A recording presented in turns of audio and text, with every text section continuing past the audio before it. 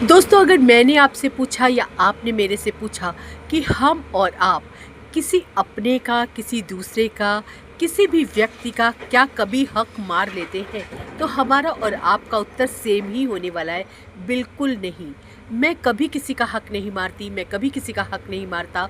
कोशिश करती हूँ, कोशिश करता हूँ कि कभी हमारे मन में भी किसी का हक मारने की बात तो बहुत दूर दोस्तों, कभी हक मारने की ऐसी स्थिति ही ना पैदा हो कि जब हमें किसी का हक मारना पड़ जाए। दोस्तों, कितनी सुंदर और खूबसूरत बात है कि हम कभी भी ना तो अपनों का, ना तो दूसरों का, ना कभी हक मारना चाहते हैं, ना कभी मारेंगे। कितनी खूबसूरत सी बात है।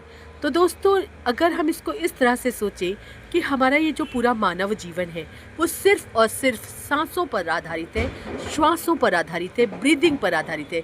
जिस दिन कभी भी एक सांस की लड़ी भी टूटी तो हमारा और आपका अंत निश्चित है, इस मानव जीवन का अंत निश्चित है। तो जो ये सांसें दी हुई हैं, उस अदृश्य शक्ति ने दी है, उस भगवान ने दी है, उस इष्ट देव ने दी है, उस ईश्वर ने दी है। आप जिनको भी मानते हैं, हम जिनको भी मानते हैं।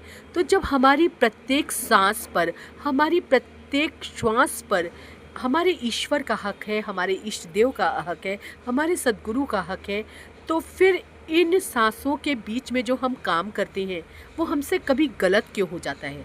तो अब तक जो हुआ सो हुआ, क्योंकि पास्ट में जाकर तो भगवान भी अपने जीवन को सुधार नहीं सकते।